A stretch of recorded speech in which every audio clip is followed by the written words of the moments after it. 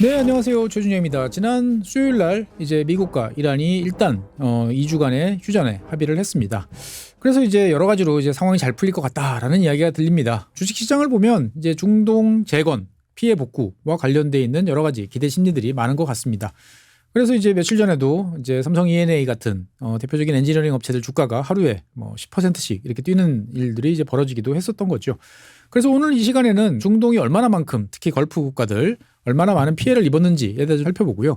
거기에 대해서 이제 우리가 과연 참여할 여지가 있는지 한번 이야기를 나눠보도록 하겠습니다. 일단은 뭐 잘 아시는 것처럼 이란은 이제 공격을 받자마자 카타르, UAE, 사우디, 쿠웨이트, 기타 등등 이제 많은 주변 걸프 국가들을 무차별적으로 공격을 했습니다. 원유, 정유, 그 다음에 석유화학, 가스, LNG 많은 설비들이 지금 피해를 이제 보고 있습니다. 그래서 현재까지 알려진 사항으로 보고 있으면 지금 일단 정유시설 관련해서는 지금 화면에 보시는 것처럼 뭐 UAE, 사우디, 그 다음에 여러 나라들이 지금 많은 피해를 보고 있고요.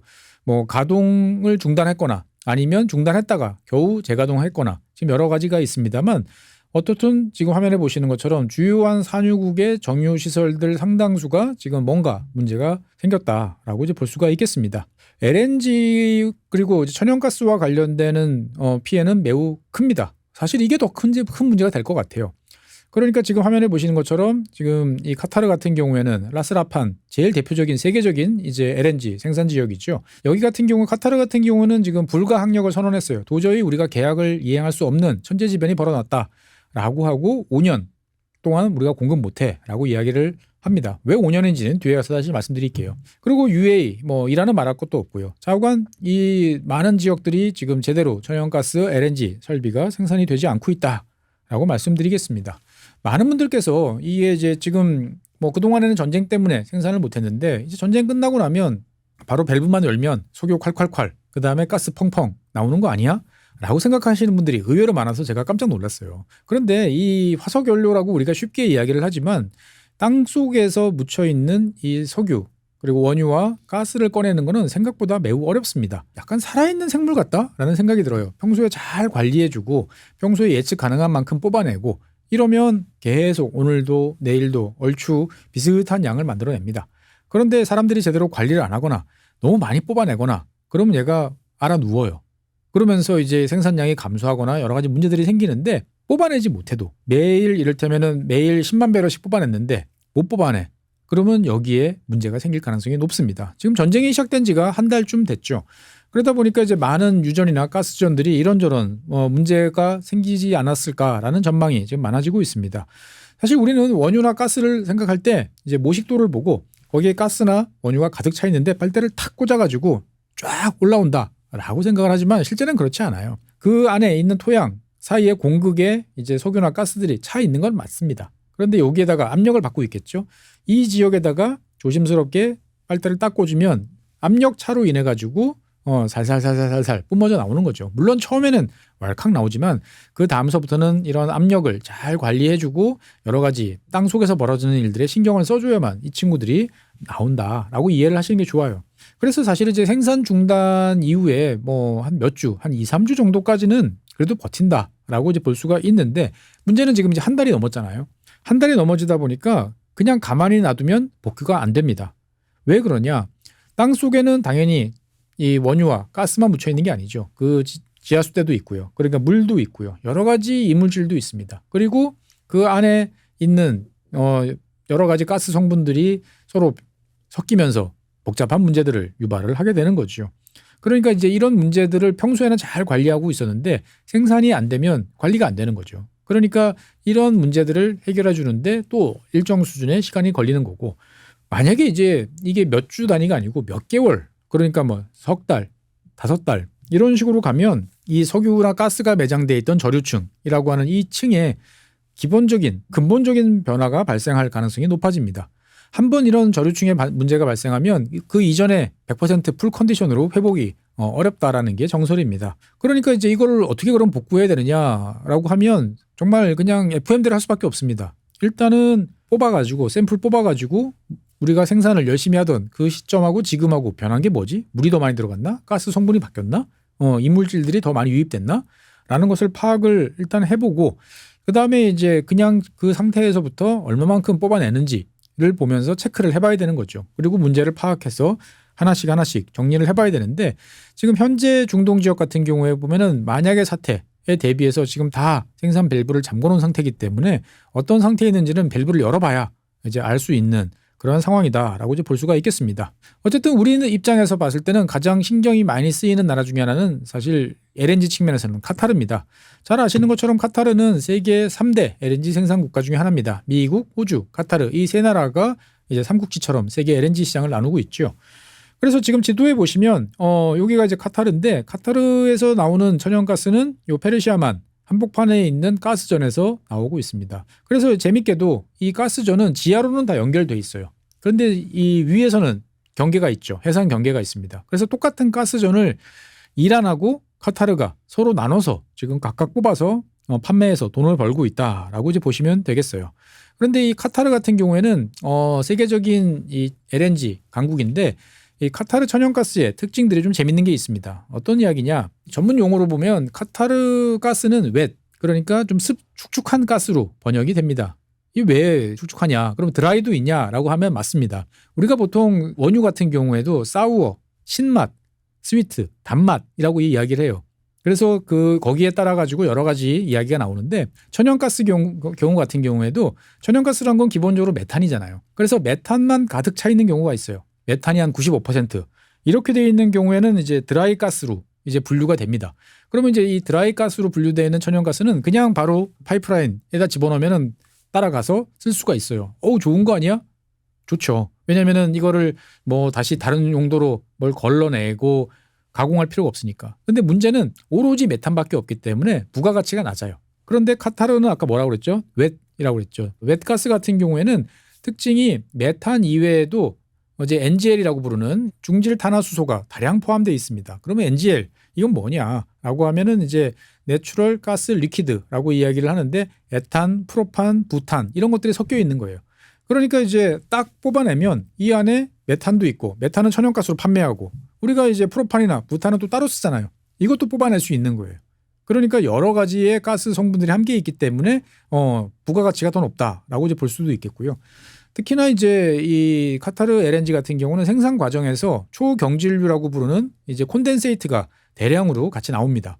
그러니까 천연가스를 뽑아내다 보면 에탄, 프로판, 부탄 같은 가스도 나오고 액상의 콘덴세이트도 같이 나오니까 일석삼조쯤 되는 거죠. 여기에 더해서 더 하나 헬륨까지 나와요. 헬륨은 이제 매우 비싼 가스로 이제 우리나라 반도체라든지 의료 뭐 이런 쪽에 많이 쓰인다라는 것은 요즘에 아실 겁니다. 그러니까 카타르 같은 경우는 가스전에서 뽑아내면 메탄부터 시작해서 그러니까 LNG 만들 수 있는 메탄, 그다음에 에탄, 프로판, 부탄을 만드는 그 NGL 나오고, 그다음에 거기다 해서 콘덴세이트 액상으로 나오고, 그다음에 헬륨도 거기서 추출해낼 수 있고 일석사조죠. 그러니까 매우 좋은 그러한 입지적 특성을 가지고 있다. 그러니까 오로지 메탄만 나오는 드라이한 이런 가스전에 비해서 카타르 같은 경우에는 상당히 유리한 그러한 수익 구조를 갖고 있기 때문에 가격 경쟁력이 있다라는 점들을 기억을 하시면 좋습니다. 그런데 문제는 이 카타르가 지금 집중적으로 타격을 많이 받았어요. 아직까지 뭐 100%다 확인이 된 건 아닌데 현재까지 확인된 바로 카타르가 입은 피해는 대충 이렇습니다. 일단 LNG 기준으로 보면은 전체 수출 능력의 17%가 지금 마비가 됐어요. 그래서 현재 피해 연간으로 따지면 한 200억 달러 정도의 손실을 보고 있는 것으로 나옵니다. 구체적으로 살펴보면 전체 생산 설비가 14개가 있는데 가스를 뽑아내는 설비가 14개가 있는데 이 중에 2개가 지금 파손이 됐어요. 이 중에 하나가 하필 우리나라로 가는 라인입니다. 그리고 이제 가스는 기체잖아요. 이거를 이제 액체로 바꾸는 액화 시설 GTL 설비가 2개가 있는데 그 중에 한 라인이 지금 문제가 생겨서 이제 가동을 중단을 한 상태입니다. 그러면은 이제 얼마나 시간이 걸리느냐? 북구에 보면은 일단 3년에서 5년 정도 걸린다라고 지금 생각을 하고 있습니다. 그래서 이제 이 우리나라 그리고 중국, 그다음에 이탈리아, 벨기에 이 나라들에 대해서 지금 불가항력 포스 메저를 선언한 거죠. 전쟁이나 천재 지변으로 인해서 내가 계약을 지키지 못하더라도 이건 어쩔 수 없는 일이기 때문에 너가 나한테 배상이라든지 보상을 요구할 수 없어. 라고 하는 계약서상의 그 조항을 발동을 한 겁니다. 당연히 이제 새롭게 더 확장하려는 계획도 다 중단이 된 이제 그러한 상태입니다. 여기에 화면에 보시면 트레인이라고 표시되어 있는데 실제로 이제 카타르 같은 경우에 보면은 이런 식으로 지금 쭉 나눠놓고 북부, 남부 이렇게 나눠놓고 각각의 생산에 관련돼서 숫자를 트레인이라고 부릅니다. 트레인 1, 2, 3 이렇게 부르는 거죠. 그런데 이 트레인 4 같은 경우가 이제 유럽으로 가는 거예요. 이탈리아, 벨기에가 장기 계약을 한 거예요. 그 다음에 트레인 6 같은 경우가 우리나라랑 중국으로 가는 물량이에요. 근데 하필 요게 터진 거죠. 그러다 보니까 너희들한테 줄 거 없어 라고 지금 이야기를 하는 그러한 상황이다라고 볼 수가 있겠습니다. 그리고 이제 LNG 이외에도 피해가 이제 막대합니다. 앞서 말씀드린 것처럼 이제 카타르 같은 경우는 천연가스를 뽑아내는 과정에서 뭐 콘덴세이트라든지 다른 것도 많이 나오는데 콘덴세이트가 지금 24% 지금 생산이 줄어든 상태고 LPG도 지금 13%가 줄어든 상태고요. 더 큰 문제는 이제 헬륨 같은 경우가 이제 전 세계 한 3분의 1 정도를 카타르가 감당을 하고 있었는데 14% 정도 생산량이 줄어든 걸로 보이는데 이게 회복이 안 될 것 같다라는 이야기가 일각에서 나오고 있어요. 영구적으로 손상이 된 것 같다. 어떨지는 좀 시간이 더 지켜봐야 될 것 같죠. 차관 뭐 나프타, 황 이런 것 같은 경우도 다 지금 피해를 보고 있습니다. 그래서 이제 헬륨 같은 경우에는 지금 보시는 것처럼 미국이 전 세계에서 가장 많은 양을 생산을 하고 있고요. 그 다음에 카타르 그리고 러시아 그리고 알제리 뭐 이런 나라들입니다. 그러니까 사실 러시아산 헬륨을 우리가 지금 쓰기는 쉽지 않다 보니까 서방 국가들 같은 경우는 미국산, 카타르산 양자택일인데 지금 카타르산 헬륨이 들어오지 못하면서 여러 가지로 문제를 지금 일으키고 있는 거죠. 잘 아시는 것처럼 이 카타르 같은 경우에는 세계적으로 봤을 때 한 3분의 1 정도로 공급하는 거고 2005년부터 헬륨을 생산하기 시작했어요. 그러면 그전에는 누가 생산했냐? 거의 미국 독주였어요. 그래서 미국이 보유하고 있는 자원 중에서 가장 전략적 자원 중에 하나가 헬륨입니다. 그런데 이제 이 카타르가 본격적으로 천연가스 생산에 나서면서 헬륨도 있네. 그래서 헬륨을 돈 받고 팔자라고 생각해서 설비를 갖추고 2005년부터 생산을 시작을 해가지고 현재는 약 24만 입방 피트 정도의 이제 물량을 생산하는데 이게 세계 용량의 3분의 1이다라고 보시면 되겠어요. 근데 문제는 이제 3월 2일부터 지금 생산이 중단된 상태죠. 그러니까 LNG를 생산 못하면 헬륨도 안 나온다라고 볼 수가 있겠습니다. 이 헬륨 같은 경우는 저장이 되게 쉽지 않아요. 왜 그러냐면은 지구상에 있는 모든 물체 중에서 가장 끓는 점이 낮은 거죠. 그러니까 액화시키기가 가장 어려운 기체가 헬륨이다라고 이제 보시면 되겠습니다. 그러니까 이제 특수한 컨테이너에 담아가지고 잘 보관을 해줘도 주변을 액체 질소나 이런 거 쌓아줘도 결국 한 달, 그러니까 35일에서 45일 정도 걸리면은 이 기화를 해버려요. 그러니까 이제 장기간 보관이 어렵다 보니까 계속 실어 날라야 되는 이제 상황인데 지금 딱 공급이 막힌 상태고 그러면 이제 미국에서 더 갖고 오면 되지 않느냐라고 생각하시는 분도 계시는데 갖고 오려고 그러면 지금 화면에 보여드린 것 같은 이런 특수한 헬륨 운반용 별도의 컨테이너가 필요해요. 그런데 이 친구들 가격도 되게 비싸고 생산도 쉽지 않은데 이 친구들 한 200개 정도가 지금 카타르에 발이 묶여 있는 상태인 거죠. 그러니까 미국에서 갖고 오고 싶어도 이 용기, 그릇이 없는 이제 그런 상황이다라고 이제 볼 수가 있겠습니다.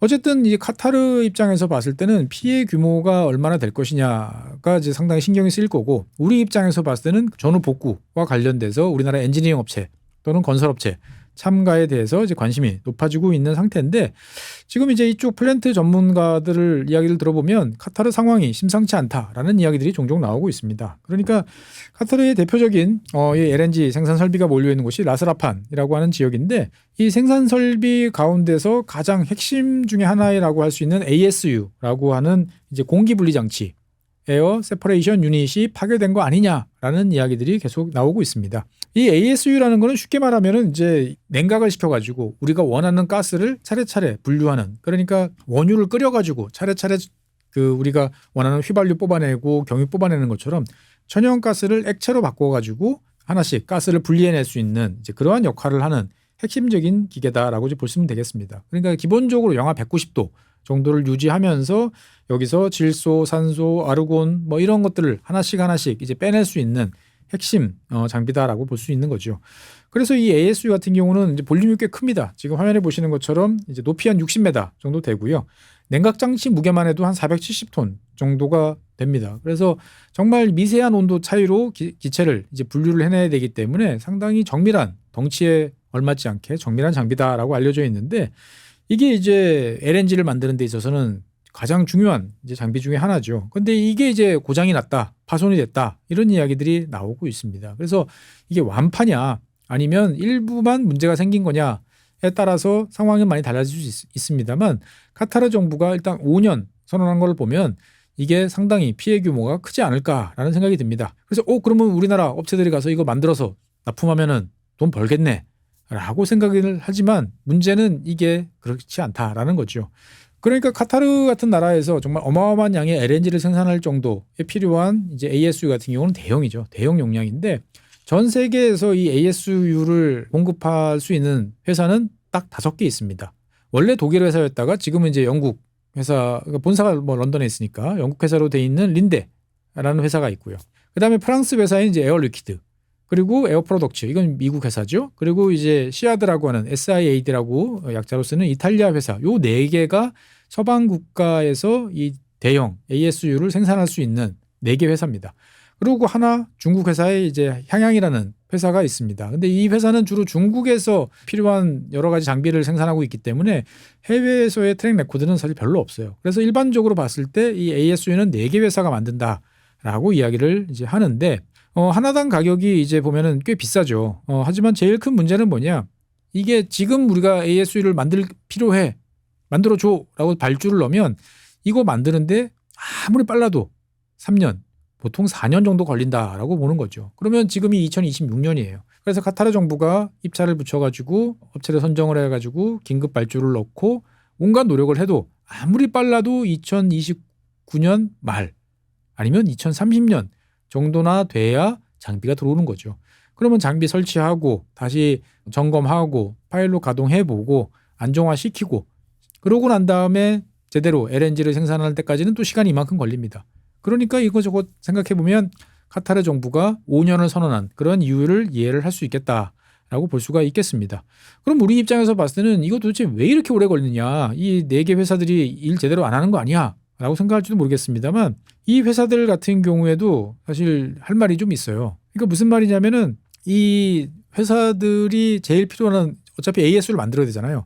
그러면 이 ASU를 만들 때도 모든 걸 다 자체적으로 만들지 않습니다. 이 ASU는 기본적으로 냉각과 관련되어 있기 때문에 지금 화면에 보시는 BAHX라고 하는 알루미늄 판형핀 열교환기라고 하는 이 장비가 필요해요. 이게 가장 핵심인데 이 장비를 만드는 회사는 독일 회사 린데 같은 경우에는 다 만들어요. 자체적으로 다 만들다라고 이제 보면 되겠고요. 우리 옆 나라인 일본에 2개가 있어요. 고베스티라고 스미모토 정밀공업, 이 2개가 이 BHX를 납품을 하고 있고요.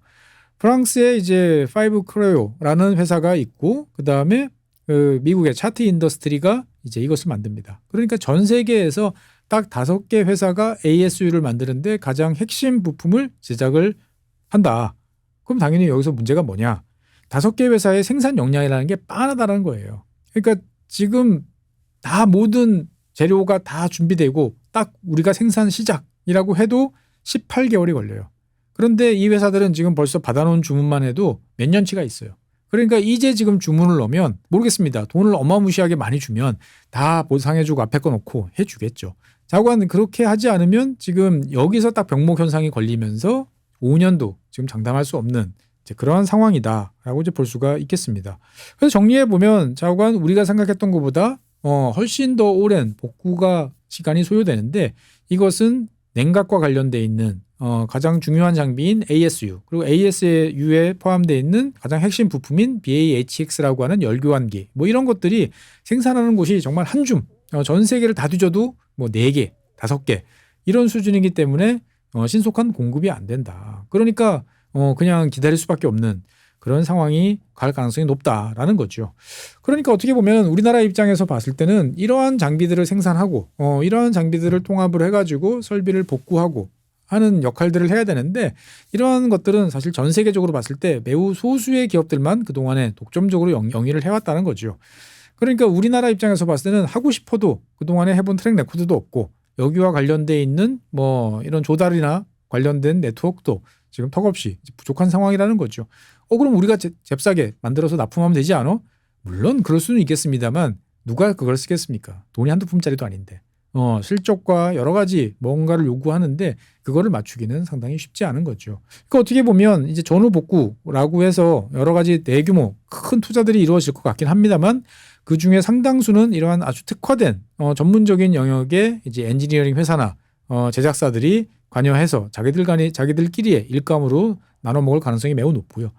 그거보다 좀 범용적인 설비, 뭐 석유화학 시설이라든지 뭐 일반 이제 항구와 관련돼 있는 여러 가지 로딩하는 그런 시설들 같은 경우에는 당연히 할 수 있겠습니다만 여기 같은 경우에는 이제 경쟁이 너무 치열하죠. 특히나 이제 우리 입장에서 봤을 때 이제 중국, 그다음에 인도 이런 나라들과의 이제 경쟁에서 과연 우리가 내세울 수 있는 장점이 있느냐를 한번 염두에 둘 필요가 있는 거죠. 그러니까 중국 같은 경우에는 어쨌든 자기들이 다 뭐든지 원스톱으로 빠르게 해준다라는 이야기. 플러스 너희들이 앞으로 낼 물량으로 우리가 이 비용 다 퉁칠게라고 하는 그러한 이제 계약 조건도 가능한 거죠. 현금 필요 없어. 원래 우리가 27년 계약해 놓은 거 37년 늘려. 그러면 거기서 나오는 것으로 우리가 그냥 받아갈게. 이렇게 할 수도 있는 거죠. 우리는 그렇게 할 수 있느냐? 못합니다. 그러다 보니까 우리 입장에서 봤을 때는 이 중동 특수라는 거에 대해서 여러 가지로 좀 신경을 써볼 필요가 있다라는 거죠. 다른 한편으로 보면 중동 국가들이 무작정 이제 복구에 많은 돈을 쓰기도 지금 쉽지 않은 상황입니다. 왜? 다시 전쟁이 벌어질지도 몰라요. 그러면은 일단 소모했던 방공, 미사일들 다시 채워 넣어야 되죠. 추가적으로 더 들여놔야 돼요. 물론 우리나라 방위 사업체들도 좀 득을 볼 수 있습니다. 그리고 이제 이 나라들 입장에서 봤을 때는 우회하는 파이프라인, 그 다음에 저장 시설 이런 것들도 건설을 해야 돼요. 그러고 난 다음에 이제 어떤 다음 단계 우선순위를 쭉 정해야 되는데 이러한 여러 가지 상황들을 종합을 해보면 뭐 산유국들 돈이 많다. 뭐 쿠웨이트 같은 나라도 사실 최근 들어서는 별로 존재감이 좀 없는 것처럼 보이지만 국가 단위로 보면 그래도 1조짜리 펀드를 이제 굴리고 있는 이제 그런 나라니까 돈이 없는 건 아닌데 그 돈의 우선순위와 관련돼서 여러 가지 판단을 할 가능성이 높다라는 거죠. 그러니까 어떻게 보면 전략적 판단으로 그냥 우리가 해줄 테니까 나중에 우리가 쓸 수 있도록 해줘 하는 나라들이 있다면 그 나라한테 먼저 가지 않을까요? 그러니까 지난 시간에 말씀드린 것처럼 뭐 이제 오만의 두쿰 같은 지역에다가 중국이 아주 거대한 저장 시설을 우리 돈으로 짓고 평소에는 오만이 여기다 저장해놓고 해외에 판매하고 하다가 유사시 때만 우리가 쓸게라고 하면 오만 정부 입장에서 봤을 때는 당연히 중국 정부에 손을 들을 수밖에 없는 거죠. 이런 것처럼 어떻게 보면은 단순히 우리가 과거에 몇 번 해봤어, 경쟁력이 있어 라고 자만하기에는 지금 중동과 관련되어 있는 여러 상황들이 예측 불허다라는 이야기 하나. 두 번째는 우리나라가 그동안에 인건비도 많이 오르고 그리고 이제 과거에 이런 플랜트 사업에서 몇 번의 실패를 하면서 인력이라든지 여러 역량들이 지금 많이 축소된 상태인 거죠. 그러니까 어떻게 보면은 한정된 인력을 가지고 확실하게 우리가 경쟁력 있는 분야에 집중을 해야 되는데 그것이 어딘지에 대해서 엔지니어링 회사들도 건설 회사들도 다들 아마 머리가 바쁘게 움직일 것 같다라는 말씀드리겠습니다. 어쨌든 이 두 나라가 휴전을 이란과 미국이 휴전하고 악수하고 사인한다라고 그래서 모든 문제가 2월 27일 날로 돌아가지는 않습니다. 아까 말씀드린 것처럼 한번 생산을 중단한 유전, 가스전 회복하는데 얼마나 시간이 걸릴 거고 얼마나 얘네들이 컨디션이 좋은지 아직은 알 수가 없는 상황이고요. 그리고 이제 카타르 냉각 장치 말씀드렸습니다만 지금서부터 수리를 한다 하더라도 공급이 완료되기까지는 또 한 4, 5년 이상 시간이 걸릴지도 모르겠습니다. 이 과정 속에서 수많은 여러 가지 판단들이 등장을 하겠죠. 그래서 카타르가 발목이 묶인 사이에 카리브해라든지 아니면 저 대서양 어디라든지 이런 지역에서 프로젝트가 새로 또 등장을 할 수도 있는 거고 그렇기 때문에 에너지와 관련된 여러 가지 변수들이 많이 등장을 할 거기 때문에 어떻게 보면 이런 쪽에 관심이 있으신 분들은 좀 더 시야를 넓게 가지고 큰 판을 보면서 투자라면 투자 여러 가지 결정을 하시는 게 좋겠다라는 말씀드리고 싶습니다. 네, 오늘은 기대가 커지고 있는 전후 복구 하지만 쉽지 않다라는 말씀을 드렸습니다. 다음 시간에는 새로운 주제로 여러분 찾아뵙겠습니다. 고맙습니다.